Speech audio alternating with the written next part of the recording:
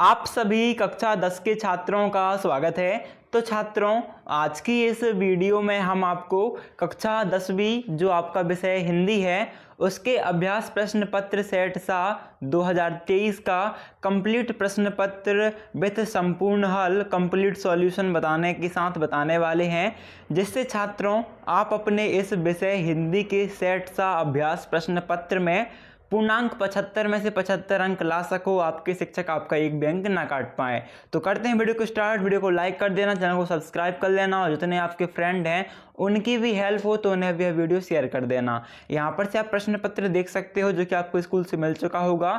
सबसे पहले यहाँ पर आपको देखो सही विकल्प चुनकर लिखने हैं। तो यहाँ पर आप अपने क्वेश्चन देख लीजिए, एक बार आप पूरे क्वेश्चन देख लो, इसके बाद हम आपको रेगुलरली इनके आंसर बताएंगे। दूसरा क्वेश्चन इसमें आपका सही शब्द चयन कर रिक्त स्थान भरना है। तीसरे में आपकी सही जोड़ी है। चौथे में एक वाक्य। पांचवें में सत्य सत्य। छठवां देख सकते हो, सातवां, आठवां, नौवां, इसके बाद 10, 11, 12, 13, 14, 15, 16, 17, 18 है ना, 19वां, 20, 21वां, 22वां, 23वां आपके प्रश्न उत्तर। ठीक है, तो अभी करते हैं सॉल्यूशन स्टार्ट। प्री बोर्ड यानी कि अभ्यास प्रश्न पत्र। यहाँ पर आप देख सकते हो आपका सबसे पहला जो क्वेश्चन है सही विकल्प, इसमें आपके पहले क्वेश्चन का उत्तर आएगा छात्रों संवत 1900 से, यानी कि आ वाला आपका आंसर राइट रहेगा। ठीक है, फिर सेकेंड है आपका योग संदेश, बा वाला उत्तर आपका राइट रहेगा। थर्ड में आपका आचार्य विश्वनाथ की, यानी कि आ वाला आपका आंसर राइट रहेगा। फोर्थ में आपका जो आंसर राइट रहेगा वो रहेगा कहानी, यानी कि द वाला आपका आंसर राइट रहेगा। ठीक है, तो फोर्थ वाले क्वेश्चन में आपका द कहानी। फिफ्थ वाले में छात्रों आपका उत्तर क्या आएगा, ध्यान देना। फिफ्थ वाले में आपका आंसर रहेगा क्रिया विशेषण, यानी कि आपका ब राइट आंसर रहेगा। और सिक्स्थ वाले में छात्रों आपका भी बा उत्तर रहेगा। छात्रों सभी सही बिल्कुल राइट आंसर है, कॉपी बिल्कुल चेक हो चुकी है और इस बंदे को 75 में 74 नंबर मिले हैं।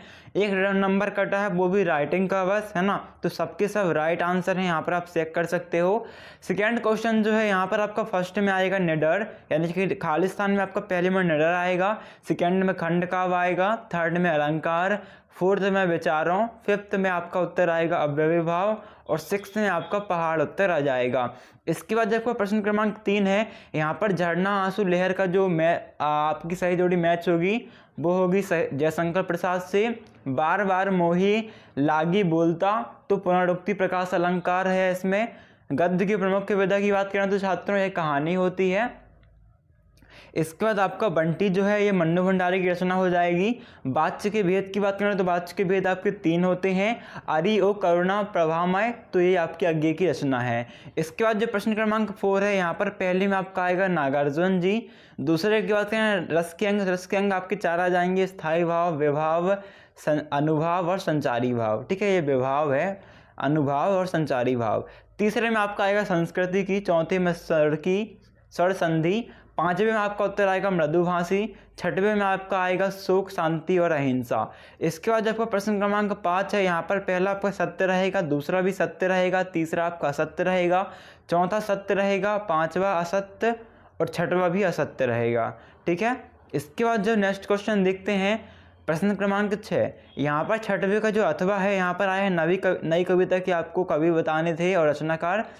तो इसका आप उत्तर देखो, छठवें का अथवे का उत्तर आपको लिखना है भवानी प्रसाद मिश्र। रचनाएं हैं सन्नाटा, गीत फरोश, रचनाएं श्रीकांत वर्मा, भटका मेघ और मगध। इसके बाद जो प्रश्न क्रमांक 7 है, यहाँ पर आपको देखो दो रचनाएं लिखनी थी और भाव पक्ष वगैरह है ना। तो आपको 2 रचनाएं डालनी है, रामचरितमानस और कवितावली। किसकी, तुलसीदास जी की बात हम कर रहे हैं। भाव पक्ष जो है इसमें आपको डालना है पॉइंट 1, यानी कि भक्ति भावना लिखना है। तुलसीदास राम भक्ति शाखा की प्रतिनिधि कवि हैं, इनका संपूर्ण काव्य राम की भक्ति भावना से ओतप्रोत है, ये आपको लिखना है। सेकेंड पॉइंट डालना है सामान्यवादी दृष्टिकोण।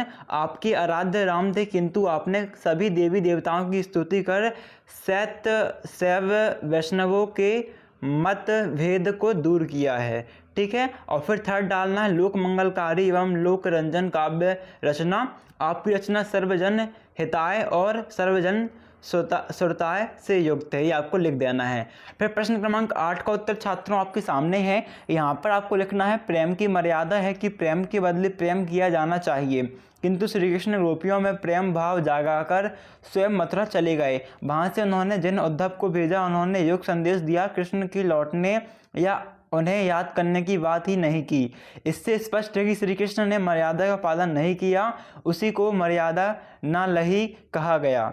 ठीक है। इसके बाद जबकि प्रश्न क्रमांक 9 है, इसका उत्तर आपके सामने आप देख सकते हो। कवि प्रसाद जी के दुख भरे जीवन में कुछ स्मृतियां ऐसी रहीं जो उन्हें प्रेरणा, ऊर्जा तथा जीवन तथा प्रदान करती रहीं। वे स्मृतियाँ उनकी अपनी स्मृतियाँ रहीं, वे उसे उजागर नहीं करना चाहते हैं जो प्रिय के साथ मधुर रात्रियाँ व्यतीत हुईं, उनमें जिनमें उन्होंने खिल खिलाकर हंसते हुए वार्तालाप किया, वह उन्हें आज भी याद है। ऐसे स्मृतियाँ ही उनकी भांति जीवन की पथे संबल हैं, उन्हीं के सहारे अपना जीवन पथ परस बनाना चाहते हैं। ठीक है। इसके बाद छात्रों को जो प्रश्न क्रमांक 10 का अथवा का उत्तर आपके सामने है। वीर रस का उदाहरण लिखना है। तो चरचेतक पर तलवार उठा करता था, भूतल पानी को राणा प्रताप सर काट काट करता था सफल जवानी को। ठीक है। और इसके बाद आपका 11वें प्रश्न का उत्तर आपके सामने है, आपको लिखना है संध का शब्दार्थ बंधन है, वर्ण मात्रा यति तुक आदि नियमों से नियोजित शब्द रचना छंद कहलाती है। छंद 2 प्रकार के होते हैं, पहला मात्रा और दूसरा वार्णिक, ये आपको लिख देना है। इसके बाद छात्रों आपका 12वें प्रश्न का जो अथवा उत्तर आपके सामने है, नाटक और एकांकी में अंतर। यहाँ पर आपको नाटक में फर्स्ट पॉइंट डालना है। नाटक में जीवन का वृद्ध चित्रण होता है और एकांकी में एक अंश का चित्रण किया जाता है। नाटक में पात्रों की संख्या अधिक होती है, एकांकी में पात्रों की संख्या कम होती है। फिर प्रश्न क्रमांक 13 का उत्तर आपके सामने है। यहाँ पर आपको फर्स्ट पॉइंट डालना है रचनाएं जलते जहाज पर और उत्तर जीवन कथा। दूसरा पॉइंट डालना है भाषा शैली। स्वयं प्रकाश जी ने अपनी रचनाओं में सबल सरल तथा भावानुकूल भाषा का प्रयोग किया। उन्होंने साहित्यिक खड़ी बोली में अपनी रचनाएं रची हैं। उनकी शैली में हास्य एवं व्यंग का पुट प्रधान है। इसके बाद छात्रों आपका 14वां प्रश्न जो है, इसका उत्तर आप देख सकते हो। यद्यपि कैप्टन निर्धन तथा विकलांग था, किंतु उसमें सैनिक जैसे भाव थे। देश प्रेम की भावना उसके मन में कूट कूट कर भरी है। नेताजी की मूर्ति बिना चश्मे की उसे आहत करती थी, इसलिए अपने संदूकची से एक फ्रेम निकालकर उस पर फिट कर देता था। वह नेताजी को पूरे देश में देखना चाहता है। इसके बाद देखो प्रश्न क्रमांक 15 है, इसका उत्तर आपके सामने आप देख सकते हो। शहनाई की दुनिया में डुमराव को इसलिए याद किया जाता है क्योंकि शहनाई बनाने के काम में जिस रीढ़ का उपयोग किया जाता है वह नरकट एक प्रकार की बांस इसी गांव के किनारे स्थित सोन नदी के किनारे पाई जाती है। यह रीढ़ अंदर से पीली होती है। इसके बाद आप 16वें प्रश्न का उत्तर देख सकते हो। इसमें आपको मुहावरा और लोकोक्ति में अंतर लिखना है। तो पहला अंतर रहेगा मुहावरे का प्रयोग वाक्य के अंत आरक्षण और बीच में कहीं भी किया जा सकता है। और लोकोक्ति में लिखना है लोकोक्ति अपने आप में एक पूर्ण वाक्य होती है। मुहावरे में आपका सेकेंड पॉइंट आएगा, इसका प्रयोग स्वतंत्र रूप से नहीं होता है। और आपका लोकोक्ति में सेकेंड पॉइंट आएगा, इसका प्रयोग स्वतंत्र रूप से होता है। फिर प्रश्न क्रमांक 17 जो है, इसका उत्तर आप देख सकते हो। इसमें आपको लिखना है भोलानाथ और उसके साथियों के खेल और खेलने की सामग्री हमारे खेल और खेलने की सामग्री से पूर्णतः विपरीत है। भोलानाथ और उसके साथी घरेलू सामान जैसे कड़ाही, चिमटा, गुड्डा गुड़िया, राजा रानी कपड़े से बने तथा घास फूस आदि से खेल खेलते हैं, जबकि आज हम chess, carrom, ludo, tennis, cricket, football आदि खेल खेलते हैं। इसके बाद आप देखते हो प्रश्न क्रमांक 18 का उत्तर। इसमें आपको लिखना है मन की मन ही मंज है, इतना लिखना है आपको। और लिखने के बाद आपको लिखना है संदर्भ में क्या डालोगे? प्रस्तुत पद हमारी पाठ्य पुस्तक क्षैतिज भाग 2 के पाठ पद से लिया गया है। इसके रचयिता वात्सल्य रस के सम्राट सूरदास जी हैं। प्रसंग: प्रस्तुत पद में मथुरा से ज्ञान का उपदेश लेकर आने वाले उद्धव जी से गोपियाँ कृष्ण के प्रति अपने प्रेम को प्रकट करती हुई कहती हैं कि कृष्ण ने हमारे मन की व्यथा को नहीं समझा है। हमारे मन की बात तो मन में ही रह गई है। फिर आपको भावार्थ लिखना है। कवि गोपियाँ कहती हैं कि हे उद्धव जी, आपने प्रिय कृष्ण से मिलन की आशा हमारे मन में रहकर ध्रुमित हो गई है। हमें कृष्ण को यह राह आशा थी कि वे शीघ्र ही मथुरा से लौटकर आएंगे, परंतु वे नहीं आए। हम अब सभी अपने मन की बात प्रिय को बतलाना चाहती थी, परंतु उनके न आने पर अब हम उन बातों को किसके समक्ष प्रकट करें। हमारे प्रिय कृष्ण परसों लौटकर आने की बात कहकर गए थे, किंतु वर्षों बीत जाने पर भी लौटकर नहीं आई। हम उनके आने की आशा में समय की आधार बनकर एक एक दिन गिनकर व्यतीत कर रहे हैं। हम उनके प्रकार की व्यथाएं अर्थात कष्ट सहन करने पड़ रहे हैं। फिर आपको प्रश्न क्रमांक 19 का अथवा उत्तर आप देख सकते हो। यहाँ पर लिखना संदर्भ प्रस्तुत गद्यांश हमारी पाठ्य पुस्तक 36 के पाठ बाल गोविंद भगत से लिया गया है। इसके लेखक राम वृक्ष बैनीपुरी हैं। प्रसंग प्रस्तुत गद्य में बाल गोविंद भगत के स्वरूप का वर्णन किया गया है। और व्याख्या आप देख सकते हो, लेखक कहता है कि बाल गोविंद भगत का शरीर बहुत क्या लंबा था और ना अधिक नाटा था। वे एकदम गोरे रंग के व्यक्ति थे। उनकी उम्र लगभग 60 साल से अधिक हो गई। उनके बाल पक्का सफ़ेद थे। वे अपने चेहरे पर लंबी दाढ़ी मूछें नहीं रखते थे, लेकिन फिर भी उनका चेहरा सिर के सफ़ेद बालों से चमकता रहता था। कपड़े भी बहुत कम पहनते थे। वे कमरे में एक लगोदी तथा सिर पर कबीर संप्रदाय के लोगों जैसे कान फटी हुई अर्थात लंबे आकार वाली टोपी धारण करते थे। जब सर्दी का मौसम आता तब वह शरीर पर एक काला कंबल ओढ़ लेते थे। वे अपने माथे पर सदैव चमकदार रामानंदी चंदन भगवान राम की तिलक जैसा लगाते थे। फिर प्रश्न क्रमांक 20 में अथवा उत्तर आप देख सकते हो। दो मित्रों के बीच वार्षिक परीक्षा पर संवाद। यहाँ पर आपको पहला नाम लिखना है राम, लिखना है राज। वार्षिक परीक्षा समीप आ रही है। राज, हाँ यार इस बार बहुत ध्यान से पढ़ना होगा। राम, तुम्हारी परीक्षा की तैयारी कैसे चल रही है? राज, बढ़िया। और तुम्हारी? राम, ज़बरदस्त, मैं हर रोज़ जल्दी उठकर पढ़ता हूँ। राज, मुझे भी ऐसा करना चाहिए। राम, हाँ, और याद रखना पढ़ने के बीच में कोई पौष्टिक चीज़ भी खानी चाहिए।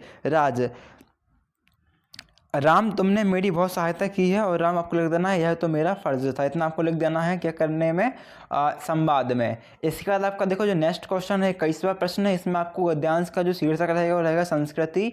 सेकेंड पॉइंट रहेगा पूर्व और नूतन का जहाँ मेल होता है वहाँ उच्च संस्कृति की उपजाऊ भूमि होती है। और थर्ड में आपको जो सारांश लिखना था वो इस प्रकार है। इस गद्यांश में हमें अपनी संस्कृति के बारे में बताया गया है। जहाँ पूर्व और नूतन का मेल होता है, जहाँ उच्च संस्कृति की उपजाऊ भूमि होती है। मनुष्य अपने चरित्र को स्वयं की ही चुनता है। हमें हर वस्तु को पूर्वाग्रहों की कसौटी से युक्त होकर देखना होगा। जो व्यक्ति कर्म से भयभीत हो जाता है वह विचारों से भी डलझन बस जाता है। वह किसी नई संस्कृति को जन्म नहीं दे सकता है। इसलिए पूर्वकालीन समय में हमें संस्कृति को मानते हुए अपने कार्य और नई वस्तुओं का निर्माण करना चाहिए। फिर प्रश्न क्रमांक 22 जो है इसका उत्तर आप देख सकते हो। अपने विद्यालय के प्रचार को बुक बैंक से पुस्तक प्राप्त करने हेतु आवेदन पत्र। सबसे पहले आपको रखना है सेवा में श्रीमान प्राचार्य महोदय शासकीय उत्कृष्ट विद्यालय। जो भी आपके विद्यालय का नाम हो डाल देना। जिस भी जिले में आप रहते हो जिले का नाम डाल देना। वैसे बुक बैंक से पुस्तक प्राप्त करने हेतु आवेदन महोदय। सविनय निवेदन है कि मैं आपके विद्यालय का कक्षा 10वीं का एक अत्यंत निर्धन छात्र हूँ। मेरे पिताजी का घर का पालन पोषण करते हैं। पिताजी की आय बहुत कम होने की वजह से मैं पुस्तक खरीदने में असमर्थ हूँ। अतः श्रीमान जी से अनुरोध है कि मुझे बुक बैंक से पुस्तक प्रदान करने की कृपा करें। इस संदर्भ में शाला के नियम होंगे उनकी पूरी तरह पालन करूँगा। आपके इस कृपा के लिए मैं आपको सदा आभारी रहूँगा। आपका आज्ञाकारी शिष्य जो भी आपका नाम हो वो डाल दीजिएगा, ठीक है। इसके बाद हम देखते हैं नेक्स्ट क्वेश्चन का सॉल्यूशन। तो छात्रों आपका नेक्स्ट क्वेश्चन नंबर 23 है निबंध। तो यहाँ पर निबंध में हम साहित्य और समाज का निबंध देखने वाले हैं।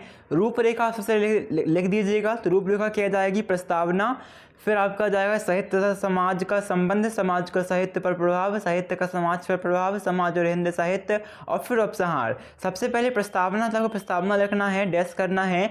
मानव जीवन को आनंद प्रदान करने वाली कलाएं अपने समाज के प्रति छाया हुआ करती हैं। जैसे दर्पण जिसके भी सामने आता है उसकी प्रतिकृति प्रस्तुत कर देता है, वैसे ही साहित्य जिस समाज से रचित होता है उसकी छाया उसमें विद्यमान रहती है। इसी को ध्यान में रखते हुए डॉक्टर श्याम सुंदर दास ने लिखा है, सामाजिक मस्तिष्क से अपने पोषण के लिए जो भाव सामग्री निकालकर समाज को सौंपता है उसी के संचित भंडार का नाम साहित्य है। इसमें आपको फिर लिख देना है ब्लैक पेन से एक कविता जो कि है स्लोगन है ना, अंधकार है वहाँ जहाँ आदित्य नहीं, मुर्दा है वह देश जहाँ साहित्य नहीं।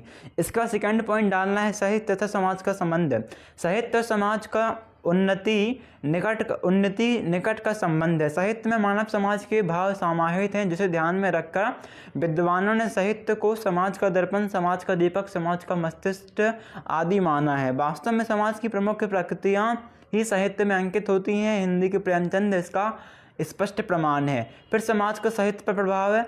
साहित्यकार सूक्ष्मदर्शी होता है, उसने उसके सामने जैसा समाज होगा वह उसी से विषय का चयन करेगा। समाज मंगल के लिए साहित्य रचना करेगा। साहित्यकार अपने समय को समाज की समस्याओं के रचनात्मक समाधान का प्रयास करेगा। फिर साहित्य का समाज पर प्रभाव आपको सेम टू सेम लिख लेना है। इसमें क्या लिखा हुआ है, साहित्यकार समाज के विषय लेकर समाज के लिए साहित्य का सृजन करता है। मुगल कालीन अत्याचारों से पीड़ित भारतीय समाज को भक्त कवियों ने सदसन का अवलोकन कराया।